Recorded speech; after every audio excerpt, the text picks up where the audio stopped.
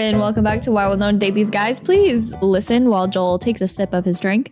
It's worse the second time. We didn't have a can to open this week, so we decided that we just listen to Joel sip on his drink. We are drinking 100% organic pomegranate juice from Trader Joe's, and there is a reason people cut pomegranate juice with cranberry juice. It smells so foul. It's very foul.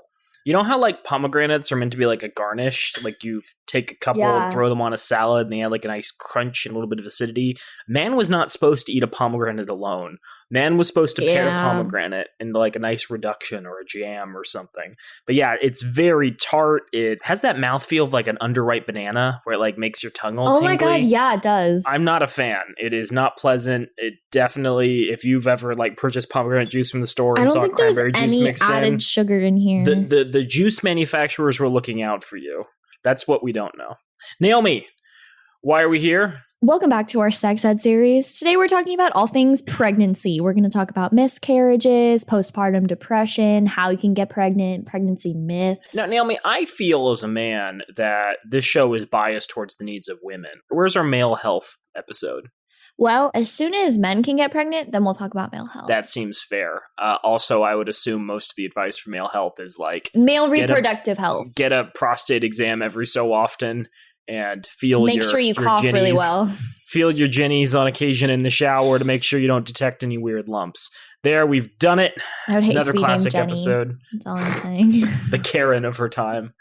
Yes, so we're going to continue discussing our sex ed series, and as usual, Naomi's done all the research for this one, so I just get to sit back and relax. Before we start, I do want to ask Naomi, what's going good in your life? How? Oh. Yeah. So this week, I decided that I'm going to do a master's program after college, possibly abroad, most likely in London. Very excited about that. And on top of that, my professor said that she could maybe hook me up with an internship, which is great. The low of my week was, I don't think I had a low this week. Well, Texas. Yeah, that was my low this week. Abortion was banned at 6 weeks after conception. So we had a whole episode about that. Go reference that. I'm going to let Naomi keep rambling. Joel, looks like what was your high and your low? High? It's a good question. I probably should have figured that out. I have some very tasty radish kimchi that is fermenting and nearly perfect. I tried some of that today. It was pretty good. It is the opposite of this pomegranate juice. It smells heavenly if you're into that sort of thing. Low of this week, Naomi, I don't know. I don't want to steal Naomi's. You gave that to me. One of my coworkers is going to be off for the next 2 weeks, and so I am looking forward to having a lot of extra work with the same amount of hours to do it. That's going to be fun. I'm not looking forward to that. I'm living in dread. We good? Yeah. Okay, let's talk about pregnancy. Right Babies, where do they come from? What do they want? If you have been listening to us since the beginning of our sexual education series, you would know that we already went over reproductive parts of both males and females, and all that information is up on Planned Parenthood's website. I think that Planned Parenthood is a great way to learn more about your body, your partner's body, your sexual partner's body, or just your partner's body. It's a great way to... If you're a police officer and you have a partner, it's a great way to learn about their body. It's a great way to learn about planning pregnancy and making sure that you're being fully protected. So a lot of my resources that I got today are from Planned Parenthood directly. So Joel, how does pregnancy happen? How one Mac, baby? When a mommy and a daddy love each other very much. Boy. It is my understanding that there are two important elements of a pregnancy, a spermatozoa and a ovum. And when they meet, which can happen in a variety of ways, and the egg accepts the sperm, or if they're mini sperm, I don't fully understand the science there, but at the point where a sperm and an egg intersect and fuse together like some anime power-up scene, a baby begins to be formed. Notice how I did not say a baby has occurred, because that's not what happens. But yes, the body starts to send signals to say, hey, you were going to start rearranging cellular matter into a very specific configuration based off of a template of genetic material. I'm not completely certain how the body arrives at which of the characteristics of the parent it wants to utilize, But yes, that is the limitation of my knowledge. Please take over. In order for pregnancy to happen, sperm needs to meet up with an egg. Pregnancy officially starts when a fertilized egg implants itself into the lining of the uterus. That's a big step I missed. And it takes 2 to 3 weeks after sex for pregnancy to happen. Yeah. So if you want to talk about all of the reasons why we have an issue with the Texas abortion ban, that's a reason right there. Right. Because many women, and I'll go over this in more detail later on in the episode, many women don't even know that they're pregnant at 6 weeks after conception. So we talked about how people get pregnant. Let's talk about some early pregnancy symptoms. Many people notice some symptoms early in their pregnancy, but others may not have any symptoms at all. I've been hearing about a lot of people recently that don't even know they're pregnant until they're giving birth, like they're in labor. That's scary. Common signs and symptoms of pregnancy include missed period, swollen or tender breasts, nausea or vomiting, feeling tired, bloating, constipation, peeing more often than usual. Some early pregnancy symptoms can often feel like other conditions like PMS. So the only way to know for sure if you're pregnant is to take a pregnancy test. You can either take an at-home pregnancy test, the kind that you buy at the drugstore or grocery store, or get a pregnancy test at your doctor's office or a local Planned Parenthood health clinic. So this is something that we discussed in our abortion reaction to Texas ban episode. I'm sure it's going to have a much cleaner, sexier name by the time we publish it. But you can buy pregnancy tests online in bulk for incredibly cheap. We're looking at a Amazon posting. You don't have to use Amazon, but this is probably something you probably utilize in your day-to-day. 100 pregnancy tests for $17.99. So 18 cents a pregnancy test to have peace of mind. Use one every couple days, use one once a week, and you'll have a pretty good idea. And pregnancy tests are regulated. They do have to meet certain standards of accuracy. So don't be too concerned if you're taking one consistently, unless for whatever reason you have some weird genetic disorder that prevents you from releasing pregnancy hormones, which doesn't seem likely. I'm about to give out some advice that I personally use. I know that if I'm sexually active during any given month, I'm on a birth control that I don't get my period every single month. And so what I do is when I am sexually active, I do like to take a pregnancy test once a month just to, make sure. Naomi's other big tip is she doesn't live in Texas. Yep. And I don't want to make too much light of that because I recognize there are a lot of people whose economic circumstances mean they cannot easily pack up and move out of state. That was meant to be a joke, but now suddenly it's commentary on society. Damn. My jokes really make you think, So something that a lot of people don't understand is gestational age. We talked about how it takes 2 to 3 weeks for a woman to get pregnant. But when we're talking about gestational age, it's a measure of how long it's been since your last period. So that just basically means if you haven't had a period in 4 weeks, your fetus's gestational age is 4 weeks old.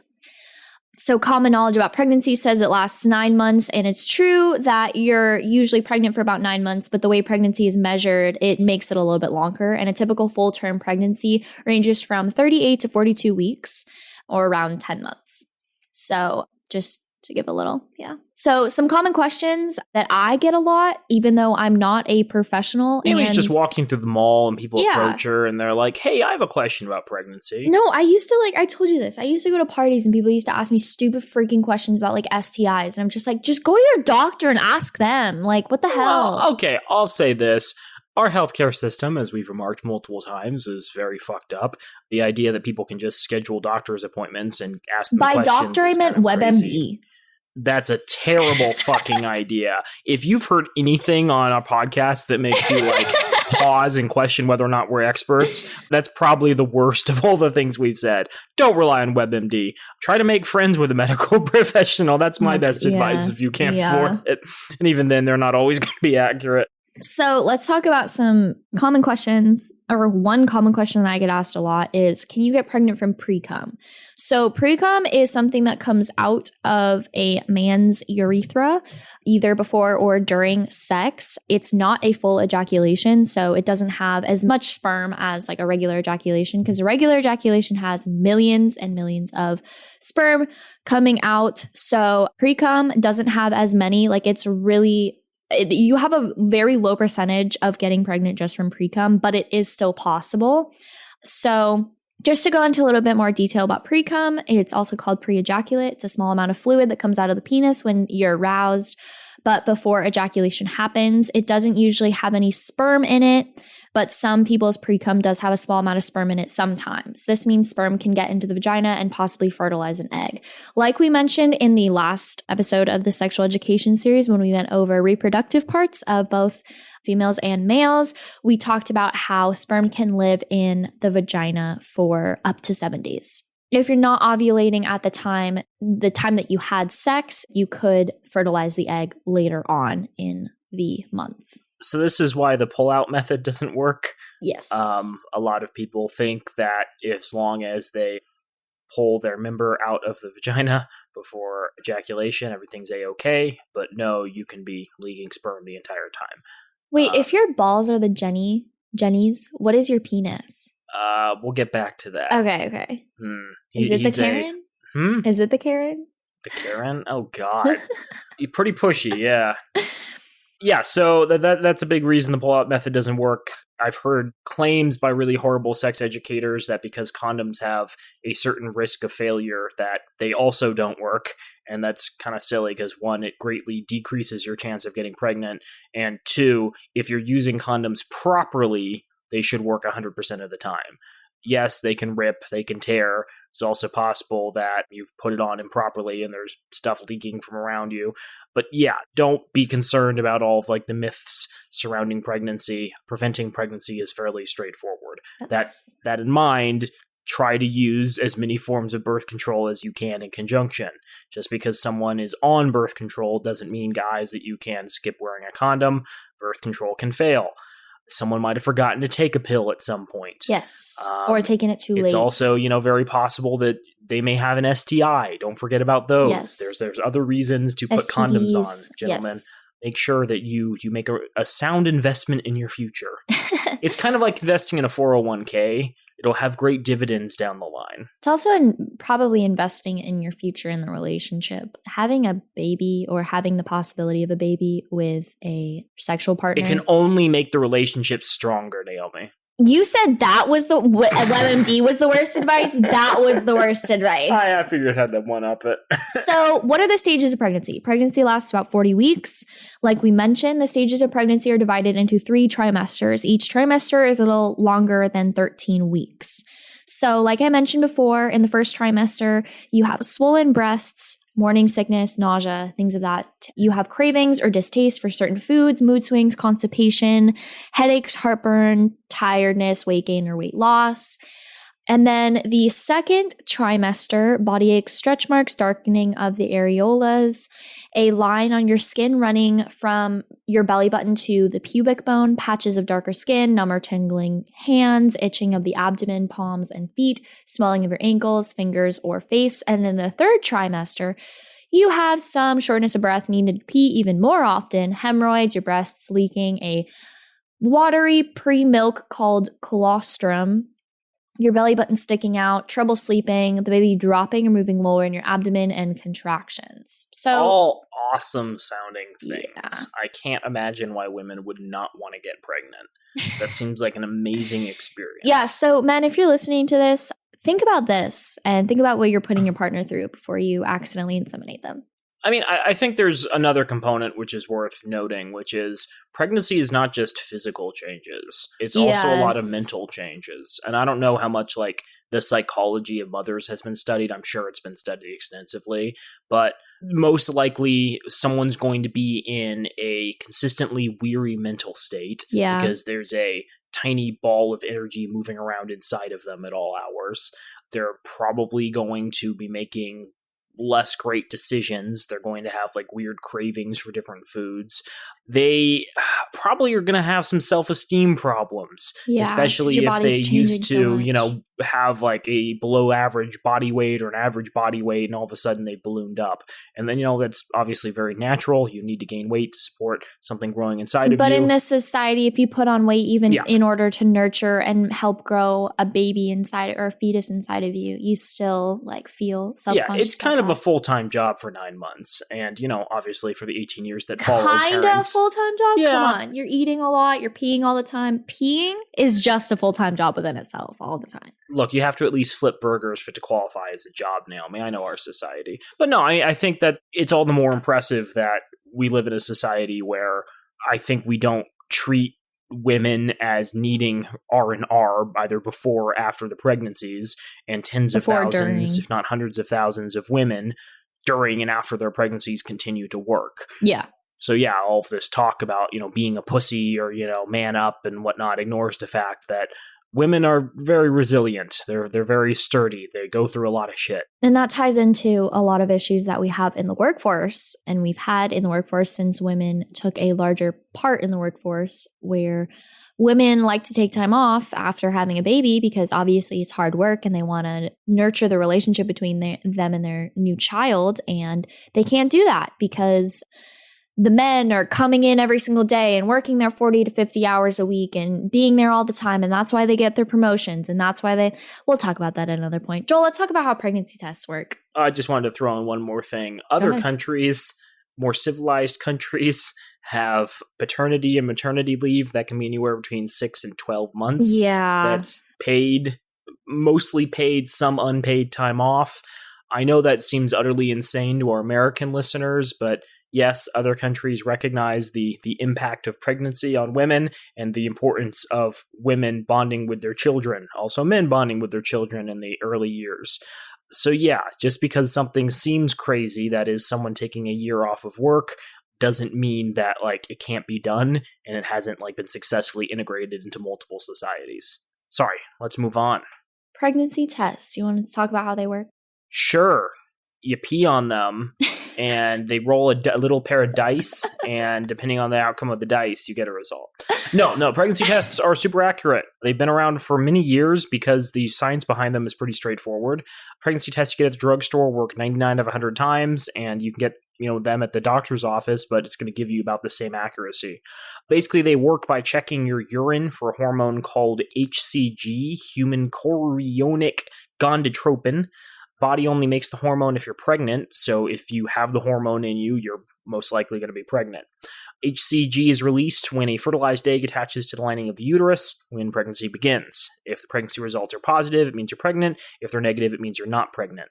I mean, obviously, there are going to be exceptions to this. I can also imagine a scenario where miscarriages being very, very common.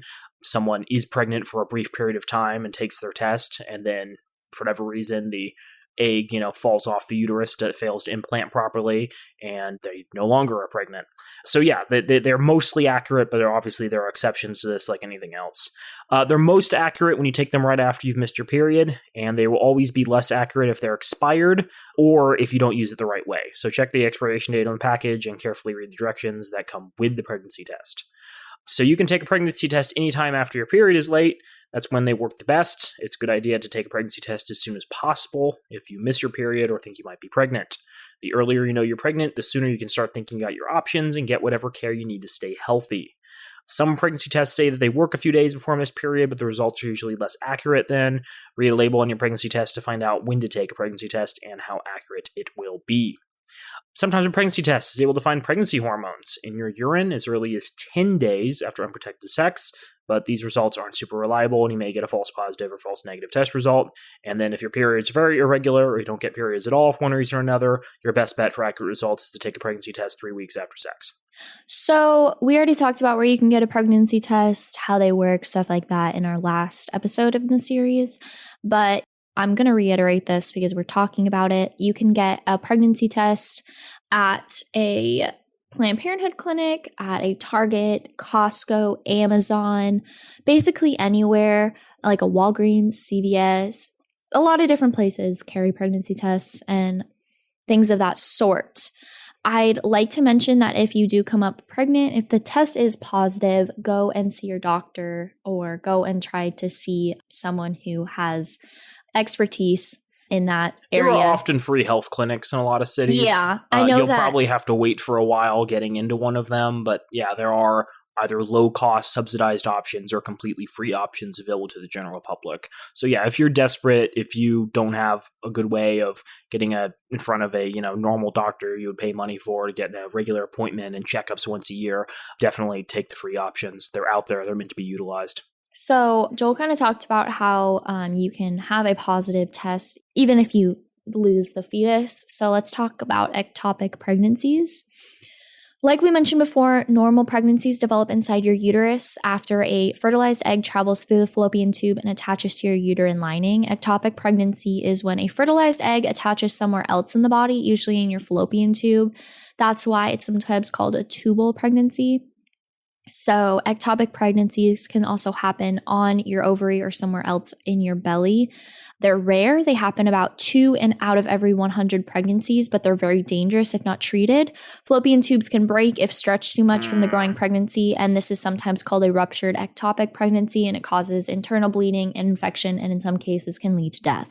So let's talk about if you're at risk for an ectopic pregnancy. They don't always know the cause of ectopic pregnancies, but you may be more likely to have an ectopic pregnancy if you have an STD, pelvic inflammatory disease, or endometriosis, have already had an ectopic pregnancy, have had a pelvic or abdominal surgery, are 35 or older, or smoke cigarettes. If you're pregnant after you've been sterilized or while you've had an IUD, it's more likely that it will be ectopic, but this is very rare because these types of birth control are very effective at preventing pregnancy. You can get pregnant after having an ectopic pregnancy, but like I mentioned above, you can have another ectopic pregnancy. So Joel, do you want to talk about miscarriages? You always give me the fun topics. Yeah, I really do. The definition we found is that miscarriage is when an embryo or fetus dies before the 20th week of pregnancy. I don't know what it means if it dies after that period. Stillbirth. It is a stillbirth? Okay. Now I should have gone to the expert. So yes. I'm not an expert. Please don't call me that. Then, The slightly more knowledgeable person than me, i.e. expert. Yeah. So it usually only happens early in the pregnancy. 8 out of 10 miscarriages happen in the first 3 months. Lots of people experience this type of thing. 10 to 20% of pregnancies actually end in miscarriage. Yeah, that's something I think a lot of people don't talk about, is that a lot of people who are pregnant end up miscarrying their baby. It turns out the human reproductive system is not nearly as effective at retaining children as possible. A lot of animals experience the same thing too. That's not crazy. Don't think that humans are unique in that regard. But it's also a reason why prosecuting women for losing babies during pregnancy is a really bad idea, because it's shockingly common for women to have done absolutely nothing to abort their child or whatever's growing inside of them, and they still lose the child. 1 in 4 women has a miscarriage. I know that when talking to moms that have children, they talk about the fact that they have had miscarriages somewhere along their trying to get pregnant journey or having children journey. So it is a lot more common than you would think. It's very traumatizing. A lot of women that get pregnant consider it their fault because it's their body and they're growing, but it's no one's fault that they had a miscarriage. Right. Yeah, your body can do all sorts of crazy things. I think a lot of people have a traumatic response to that because it's like, I've been putting all this energy into this thing growing inside of me for 20 weeks. I've dedicated a lot of resources. My entire life is kind of been upended as I make accommodations planning for the birth of the child. And if it ends in failure, that's a lot to deal with. Imagine, for instance, you were working on I don't know what a good analogy is. If you were, working on a giant project at work or something, or setting up a lot of dominoes. This is not a good analogy. It's not a great analogy. Dominoes versus having a child. Fair enough. There are some general reasons why miscarriages do happen. Normal activities like sex, exercise, working, and taking medicine doesn't typically cause a miscarriage. Minor injuries like falling don't generally cause a miscarriage, but do get checked out after you've fallen. That's probably something that a doctor should give a formal diagnostic for. Some things that are known to cause miscarriages include when a fertilized egg has an abnormal number of chromosomes. This happens at random, so again, that's not something that parents can control. Certain illnesses like severe diabetes can increase your chances of having a miscarriage. A very serious infection or a major injury may cause miscarriage. Late miscarriages may sometimes be caused by abnormalities in the uterus, and if you've had more than 2 miscarriages in a row, you're more likely to have miscarriages. There are a couple different types as well. So there's threatened miscarriage. You have vaginal bleeding and may have mild cramps, but the cervix stays closed. Half the time the bleeding stops and your pregnancy goes on normally. The other half of threatened miscarriages become inevitable miscarriages and in pregnancy loss. Inevitable miscarriages means that someone has increased bleeding and the cervix opens, and if that happens, there's no chance for the pregnancy to continue. An incomplete miscarriage, some of the pregnancy tissue comes out of the uterus and some remains inside. You may need a follow-up treatment to remove the remaining tissue. and complete miscarriage. All the pregnancy tissue comes out of the uterus. You don't need any extra treatment. There is also a missed miscarriage. You may have no cramps or bleeding, but ultrasound shows an embryo without a heartbeat or an empty pregnancy sac without an embryo. Usually the tissue passes on its own, but a person may need treatment for that. And then treatments for miscarriage include medicines or procedures that are very similar to those used for abortion. During aspiration, a nurse or doctor puts a thin plastic tube in your uterus and removes the pregnancy tissue with gentle suction. It can be very dangerous if they're not treated. Call your doctor right away if you have any signs or symptoms of miscarriage. Yeah, so you suddenly have a lot of tissue that could potentially be rotting inside your body. That's something that needs to be removed ASAP. That's not a normal condition of the human experience. So Joel mentioned before that it is sometimes a crime if you have a miscarriage. So in 2019, July of 2019, Planned Parenthood published an article talking about when miscarriage is a crime. So last June, so it was 2008, was it 2018, 2019? 27-year-old African-American woman named Marsha Jones, I'm just going to call her Marsha. It's Marsha with an E. Jones has been indicted by Alabama grand jury on manslaughter charges when she lost her 5-month-old fetus after being shot.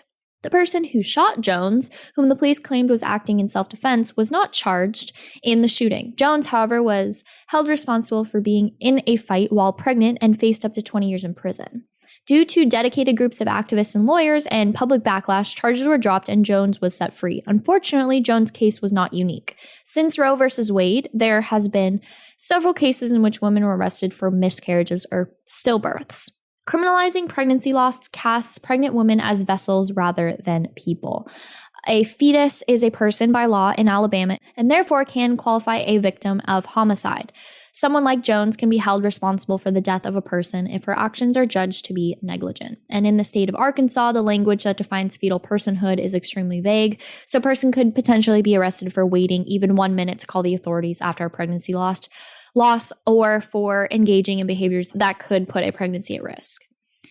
So in Arkansas, 5 women have been arrested for a stillbirth or miscarriage, 3 between 1884 and 1994, and 1 in 2015 and another in 2016. Joel, what are your thoughts on this? Kind of fucked up. I mean, again, I know. I don't know if I have any deeper thoughts than that.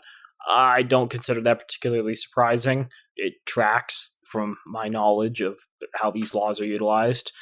I think there's definitely an issue in law, and you can agree with this regardless of your opinions on whether or not abortion should be completely legal, partially legal, completely illegal. Laws don't make a lot of sense with regards to women and entities growing inside of them. It's unclear why certain things are the way they are if you either consider women to be separate from the baby to be part of the woman, and at what point the thing inside a woman becomes a baby, an infant, a thing worthy of desire and respect. That's a really poor articulation of my stance. Just a couple of thoughts. It's like, if pregnancy begins at conception, which it doesn't, because it still needs to implant, I guess, on the side of the uterine wall, does that mean that a person who pops out of a woman's vagina is already 9 months old? Does that mean that someone needs to pay child support for the baby at that point? Does that mean that that person's eligible for tax benefits? Yeah, the way the law is written, it would imply that until an entity pops out of a woman's a vagina, there's nothing worthy of respect. And I think a lot of anti-abortion activists would disagree with that stance.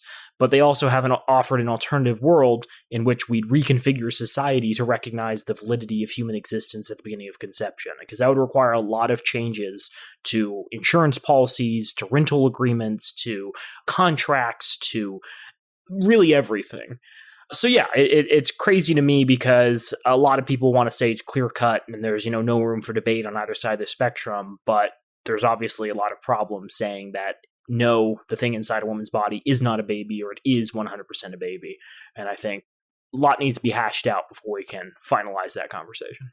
Yeah, I really agree with you. I think that there's a lot of holes in the anti-abortion groups that get together and say that abortion is bad. It never says in the Bible that abortion is bad.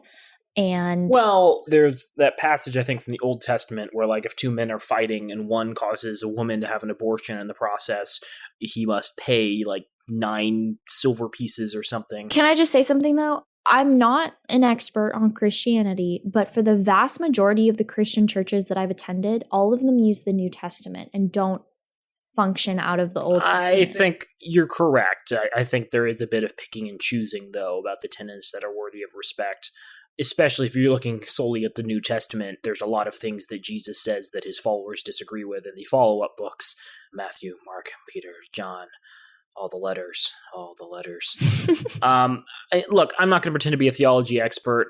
We should have one of our former teachers on here who is a theology expert. I'm not going to name counselor? names. No. Okay.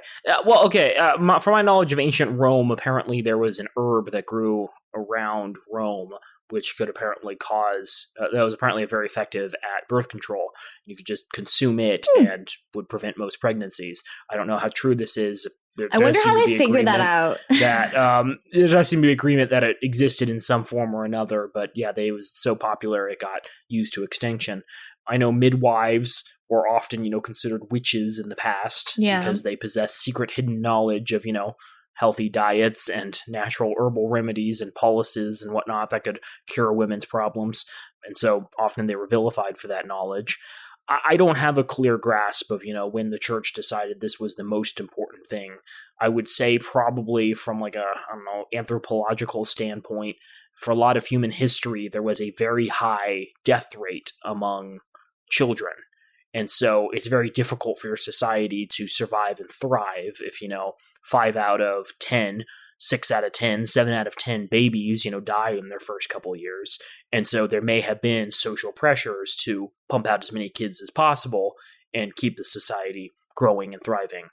So yeah, I don't have a clear grasp of it. That's my best guess. I think it's gross because there's a lot of things mentioned in the Bible, and this one seems to get an inordinate amount of attention.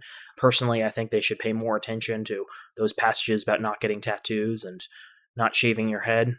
There's also some stuff about lentils that I think is pretty good. And not working on the Sabbath and selling your daughter and things of that sort. And all that jazz. So the last thing I want to say about this is the theology teacher that I was talking about was the Gilgamesh expert. Oh. Yeah, I think he'd be great to talk to. So the last major topic about pregnancy that I want to talk about is after you have a baby, 1 in 9 people that have babies experience something called postpartum depression. So postpartum depression is depression that happens after you have a baby. With this kind of depression, you may feel sad, hopeless, anxious, and or disconnected from your baby for weeks and or months. Postpartum depression lasts longer and is more intense than the baby blues. So why is postpartum depression different than the baby blues? The baby blues means feeling worried, sad, or tired after giving birth. They generally start 2 to 3 days after giving birth. They are very common and usually last a few days. Postpartum depression lasts for weeks or months and tends to be more intense. It generally starts about 1 to 3 weeks after giving birth. It might prevent you from being able to take care of yourself, your baby, and the rest of your family. Lots of people deal with postpartum depression. It's a very common experience. Like all kinds of depression, postpartum depression is treatable. So what are signs of postpartum depression? Someone with postpartum depression may experience sadness, anxiety, or anger that doesn't go away, feeling hopeless, worthless, helpless, guilty, hopeless, or irritable, feeling distant from your baby, crying more than usual, loss of energy, withdrawing from your friends and family, trouble concentrating or making decisions, appetite changes, eating more or less than usual, trouble sleeping or sleeping too much, constant doubts about your ability to raise your baby, thoughts about hurting yourself or your baby. So like all kinds of depression, you can take medication, you can seek out counseling, and if you're breastfeeding, make sure to let your nurse or doctor know since some medications aren't safe to use while breastfeeding. So let's talk about my favorite topic, which are common myths surrounding pregnancy and sex. Hoping you'd ask me for my opinions on postpartum depression. Oh, yeah, go ahead. As a man, I know a lot about these issues.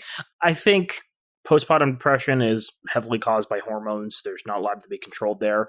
But I think there's 2 other things to keep in mind about the reasons behind it. One of which is a woman's just had a very traumatic experience. Yes. Regardless of all the endorphins, like they just squeezed a football out from between their legs. More like a basketball. A lot of pregnancies can have complications. Sometimes late, they can say, okay, I don't think you have, wide enough hips, so we're going to carve open your stomach and take out the baby that way. Yes. While you're awake. It's also tied into this idea of, feelings of self-esteem where your body is changing in all these ways that you don't have any control over, and concerns that you're always going to remain, different and weird with hair coming out in strange places, and, your breasts being super saggy and stretch marks everywhere and all that jazz.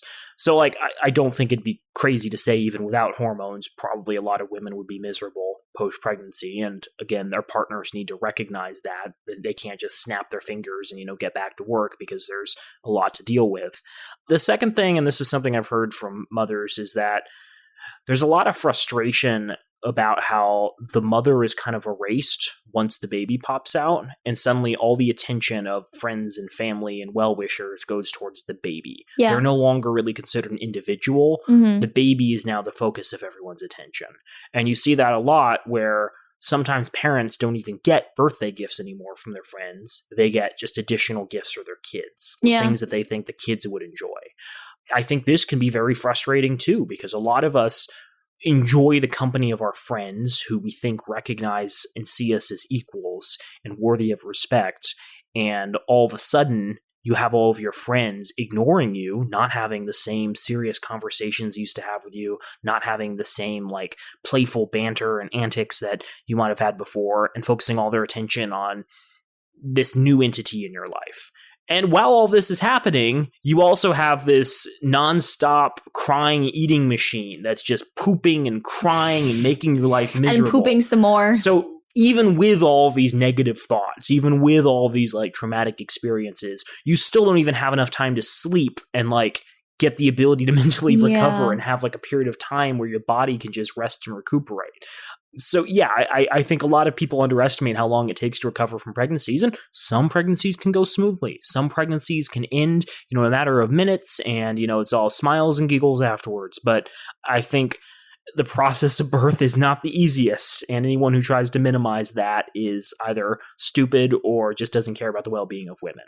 If you're thinking about having a baby with your partner, or you currently are in the process of being pregnant with your partner, please keep in mind that if your partner is pregnant, you have to be very understanding during, before, after, all the time with them. Pregnancy is very traumatic. In pregnancy, after birth, everything's traumatic about the experience. The birth itself, very traumatic. So you need to make sure that you're taking care of yourself, your baby, and person who is having your baby. And keep in mind that if you're not ready to do that, please don't have children. So Naomi, back to your rants about condom usage. No, this is not all about condoms. I love hearing myths that people hear and they think they're correct. I mentioned the pre-cum myth earlier, that you can't get pregnant just by pre-cum. If you're eating spinach during the act, you can't get pregnant. Somebody asked me if they could get pregnant from swallowing a man's ejaculation, and I was like, homie. Well, what was the answer? I'm asking for a friend. So, Joel... Well, don't skip past this, Naomi. I'm going to ask you some questions, and can you explain them the best that you can? I will do my best. Okay. Can you use plastic wrap or a balloon if you don't have a condom? Yes. No. Can I call a friend? No. So, condoms are specifically designed to fit average men's penises. Men's penises. They make condoms for all different sizes. Yes, that's fair. But even one off the shelf that isn't properly sized, more likely than not is going to fit someone, whether you're smaller than average or bigger than average, unless you're 3 statistical deviations away from the average. Unless you're the guy that got the mega pack of Magnums with a large amount of sour cream. Oh, God, that man. This is a reference to an episode. This isn't a bit we're doing. Yeah, so condoms are designed specifically to fit penises. That is what they're supposed to do. Other things, such as balloons and plastic wrap, are not. it turns out that something specifically formulated to be without holes and contain something the size and shape of a penis does a lot better job than something that you find in your kitchen or at a children's birthday party. They don't fit well. This is plastic wrap and balloons. They can easily tear. They can unravel. I also don't think the texture is going to be particularly good for your partner. Also, can't you rub a balloon on like a carpet and get like a static electricity shock? Okay. It causes a lot of irritation within your vagina. Also, your partner may have a latex allergy. Oh my God, yeah. What are balloons made out of? I think latex. You can buy latex-free condoms. You can buy non-latex. Yeah. Anyways, don't use plastic wrap or balloons or electrical tape or anything else you have lying around your house that wasn't specifically designed for birth control. Keep in mind that like condoms are a pretty interesting invention that has a pretty recent history. In the distant past, they would use like pig intestines and sheep bladders as condoms, and they'd wash and reuse them. So you have it good. It was much more difficult to do the right thing in the past. Joel, my next myth. I won't get pregnant if my partner pulls out before he ejaculates. Well, we went over that already. I would say, especially if a guy's really into it. Say it louder for the people in the back.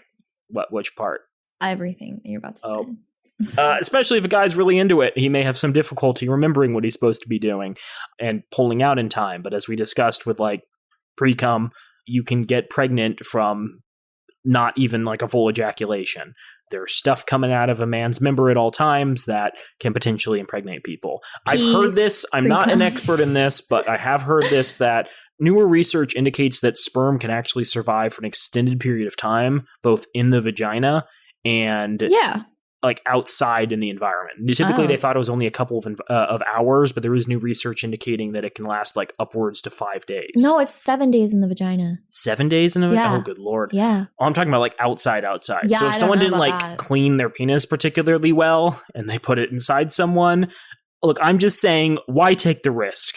Buy your condoms for less than $1 and sleep with peace of mind. The statistic that we want to share is if 100 women use the withdrawal method for pregnancy prevention each year, roughly 22 will have an unintended pregnancy. So that's something to keep in mind. Next myth. I won't get pregnant because it's my first time having sex. Yes. No. Yes. That is untrue. Yes, women can get pregnant anytime after ovulation occurs, correct? Anytime ovulation, not anytime after ovulation. Well, their first ovulation. Yeah. Okay. So something that we talked about in an earlier episode when going over reproductive rights was ovulation. We didn't go into period details, but we did go over ovulation. So yeah, you can get pregnant even if it's your first time. I won't get pregnant if I have a shower or bath if I take a shower or bath right after, or if I urinate right after sex. I'm suddenly thinking of those toilets that shoot water up your butt. The bidet? Bidets, yes, that's it. Even if you have a bidet, I don't think that's true. Get a fancy Japanese toilet, and you're just like, I'm fine. Like, keep in mind, the way evolution has developed the human reproductive organs, once it's up there, the body doesn't want to let it go. If you want your species to continue, if you want it back, you can't have it. You don't want the sperm leaking out immediately. You want some of it to stay up there. So yeah, it's very unlikely you're going to be able to clean yourself sufficiently. And again, why take the risk? That's like 15 minutes of, thoroughly cleaning your vaginal cavity, which I'm sure is not good for any of the natural mucus or oils down there. It's going to kill the pH of your vagina. Spin the $1. And if you really want to have sex, you don't even have to insert it in the vagina. There are other ways. There's a little book called the Kama Sutra. Oh, I'm sorry, that's not the name of it. The little book called 50 Shades of Grey, ladies and gentlemen. The pill is effective immediately after you begin taking it. So as a woman who's taking birth control, that is just false. Oh, it's so fucked up, isn't it? It's like you have to be taking it consistently, like on the same schedule. And if you miss it once, you have to start all over. No. So you have to solve the wizard's riddle. You have to cross the bridge and answer the ogre's riddles 3. So if you're taking oral contraception, this myth is false. In most women, it has to be like in your body for at least 1 week for the hormones to like actually work with the woman's natural hormones to prevent ovulation. And to be effective, the pill must be taken as directed. With oral contraceptive, like Joel was mentioning before, you have to take it every single night at the same time for it to be most effective. And it goes down in effectiveness if you take it at different times every day or you miss a pill, fill in the blank. You know what I mean? So yeah, keep that in mind if you are going to go with the oral contraceptive route. There are other forms of contraception. You can get the IUD, you can use the vaginal sponge, you can use condoms, you can use the implant. There's a lot of different types of contraceptives. You don't have to take the pill. I've heard myself, I've had a lot of issues with taking oral contraceptives, but I also know a lot of people that have had issues taking oral contraceptives. So if you would like to start taking birth control as your form of contraceptive, go and talk to a doctor or a friend and figure out which one is best for you.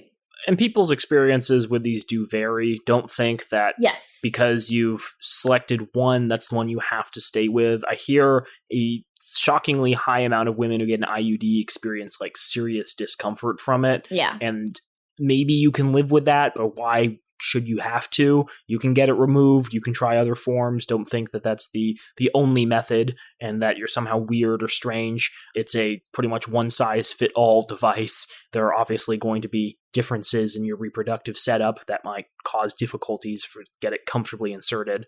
Yeah, don't settle for pain. Healthcare should not cause you stress and unhappiness. But, we do live in America. I don't know if that can be avoided. I don't need contraception because we only have sex during the safe time. You're only fertile one day a month.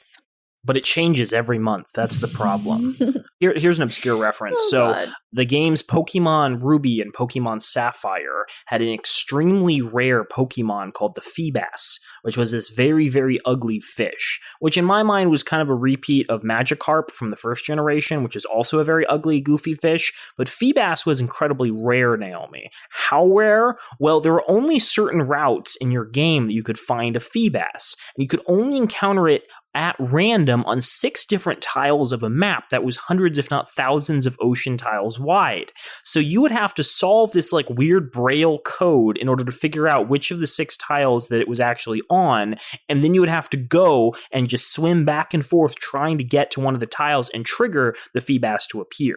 And even then it's very difficult to catch. I don't know how anyone figured it out initially. I think it was just a strategy to sell those like Prima official Pokemon game guides, but I just wanted to throw that in because that's kind of what that myth reminds me of. Thank you for your time. Myths such as these most likely arise from lack of understanding of the menstrual cycle. So there are 4 major hormones, chemicals that stimulate or regulate the activity of cells or organs involved in the menstrual cycle. The follicle stimulating hormone, also known as SH, the luteinizing hormone or LH, estrogen, and progesterone.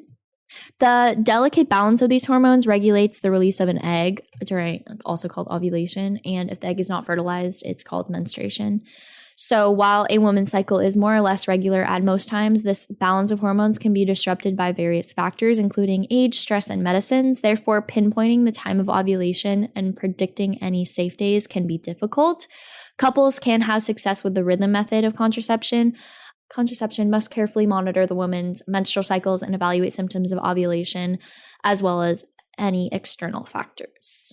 I love this next myth because I know it's made up by a man. I won't get pregnant if I have sex standing up or if the woman is on top. Well, I would argue the origin of most wives' tales is probably someone noticing a pattern and being like, if this is true for me, it must be true for everyone else. No, I really just want to hear someone be like, oh, I can't get pregnant. My boyfriend told me I can't get pregnant if I'm on top. And it's just like, no. It's possible. Yeah. But I'm thinking, it also could be, someone who's infertile only having sex in certain positions. Yeah. Being like, well, I've never had a kid and we only do it in this way. Yeah. But no, I think yours is a reasonable guess. I guess to that point, ladies and other people who have sex with men, guys, especially guys, will say a lot in order to have sex with women. And they will also try to bargain and finagle and go through the 5 steps of grief when you try to get them to use condoms. And they will come up with all this bullshit that was passed around. This is the real form of locker room talk. It's guys with really horrible misconceptions of how pregnancy works, throwing myths around and then them internalizing it and forgetting about it until they want to have sex with someone and don't like the restrictions that person is placing on the sexual act. if someone tries to tell you something stupid like this, the likelihood it's true is pretty low. And if they are trying to like coerce you into having sex, they're really not respecting your consent or bodily autonomy. So why are you even trying to have sex with them in the first place? Go play some Xbox. Go play Pokemon Ruby or Sapphire on your Game Boy Advance SP with backlight. Friend, you speak my mind.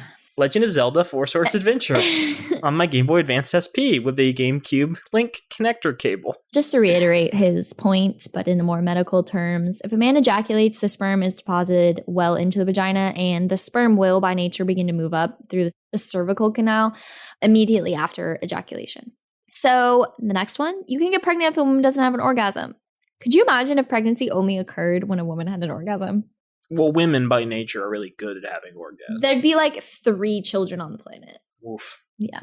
Pregnancy occurs when a sperm from the man fertilizes an egg from the woman. While the man must ejaculate to release a sperm, it is not necessary for a woman to have an orgasm to get pregnant. A woman of childbearing age releases an egg each month as part of her regular menstrual cycle. This occurs whether or not the woman has had sex or an orgasm. Okay, correct me if I'm wrong. Yep. What I've heard, and I'm not a medical, I'm not an expert. Hit me with it.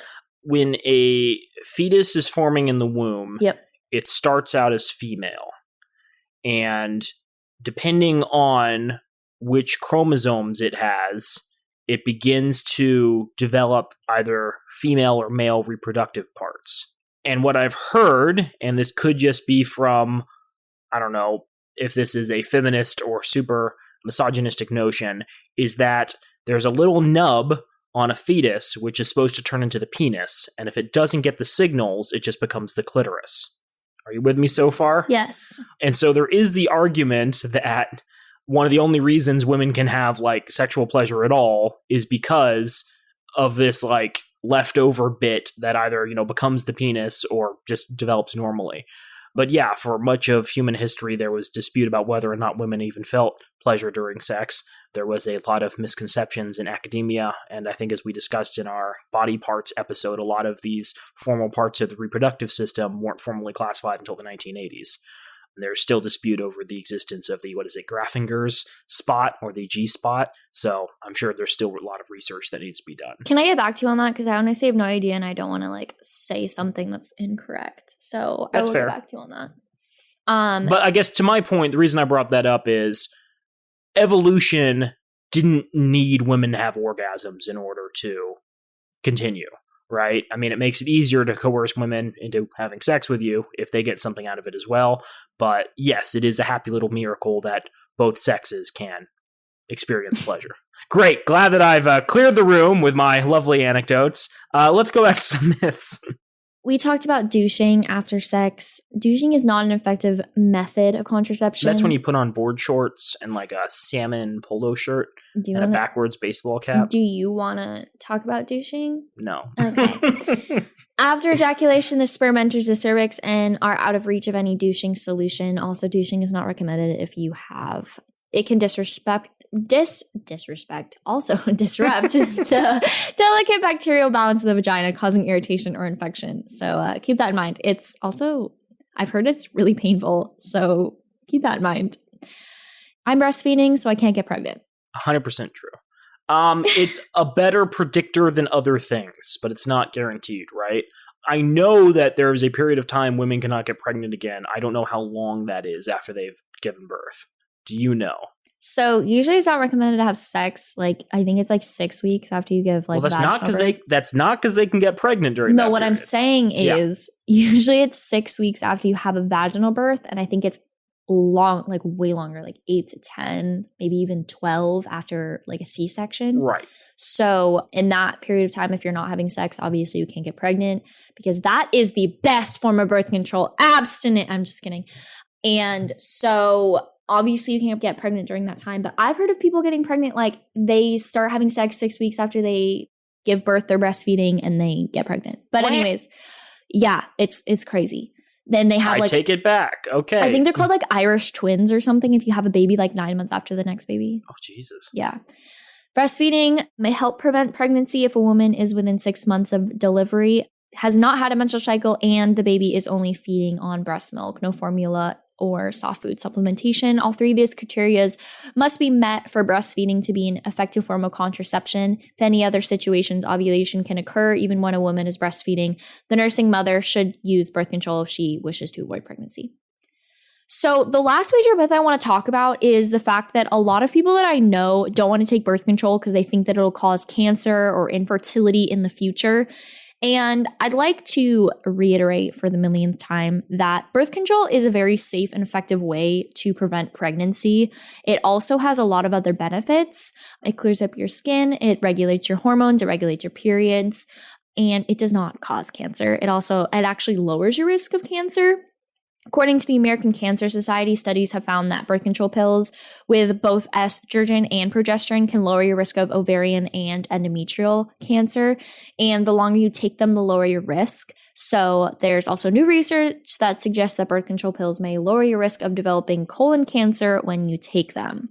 So when it comes to breast cancer, the answer is a little bit more complicated. Several studies have suggested that birth control pills are associated with a small increased risk of breast cancer for current and recent users. This doesn't mean you shouldn't use the pill. In general, the benefits of the pill, like pregnancy prevention and the lower risk of ovarian and endometrial cancer, still outweigh the very small increased risk of breast cancer. This is especially true if you're young. If you're over 40, you have a higher risk of breast cancer because of family history or other factors. You might want to try a different birth control method.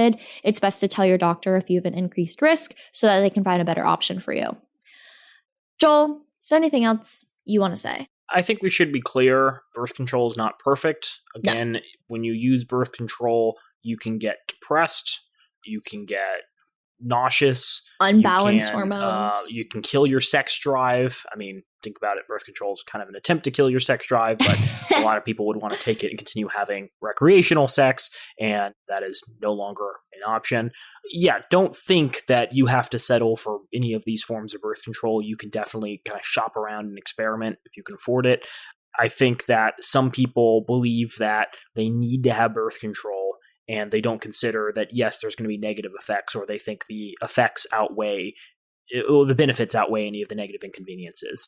And don't settle for it. Talk to your doctor if you see effects. Talk to your partner if they've noticed anything different about you, because they're probably more keen and tuned to, what's going on with your body. Expect the most from medicine. Don't think that second best is all you have available to you. I know as a minor, when I was shopping around for birth control, the only option that I thought that I had was birth control pills. So if you are a minor and you're listening to our podcast, welcome. Please censor most of the parts that we say. But what I'd like to say is if your parent wants you to get on birth control for whatever reason, please shop around before you make a final answer. You can always change your form of birth control, but I'd rather you live a full life full of happiness in your teenage years instead of being depressed while on a form of birth control. So keep that in mind. Be depressed for all the other common reasons, like being a teenager. Exactly. Okay. Yeah. So I think that's it for us. This will not be the end of various attempts to educate our listening body. But yeah, this kind of wraps up the first main part of our series. We're definitely going to come back and explore some more topics in greater detail. We appreciate you sticking with us through the thick and thin, through my awkward turns of phrase, through the Pokemon references, through the Pokemon Game Boy Advance SP references. Yeah. Well, Naomi, I think that's going to be it for us today. Yeah, I hope everyone has a great week. Please remember that our social medias, specifically our Twitter and Instagram, are both at Date These Guys on Twitter and Instagram. Please visit our website, datetheseguys.org. Yes, and if you guys have any questions, concerns, comments, you need advice, direct message us, email us, let us know your thoughts. And yeah, I hope everyone has a great week. We have many thanks for the use of our theme music, which is the song Drop by Ketsa. You can find more of their music online at ketsa.uk. You can also find Date These Guys online on Twitter and Instagram at Date These Guys, or visit our website at datetheseguys.org. If you have questions you'd like us to discuss on the podcast or marriage proposals for either of us, shoot us an email at datetheseguys@gmail.com. If you're looking to make an impact, this show recommends giving either time or money to Planned Parenthood, a nonprofit organization that provides reproductive health care in the United States and globally. Planned Parenthood clinics and affiliates provide birth control and long-acting reversible contraception, clinical breast examinations, cervical cancer screenings, pregnancy testing, prenatal care, testing and treatment for sexually transmitted infections, and abortions. Planned Parenthood also does great work for those who can't afford traditional medical services. Approximately 4 out of 5 of their clients have incomes at or below 150% of the federal poverty level. Both Joel and Naomi are monthly donors to Planned Parenthood. You could be too. The intro and outro music of Why Will No One Date These Guys is from the song Drop by the artist Ketsa. It is licensed through Creative Commons, and we are deeply appreciative that they've allowed us to use it.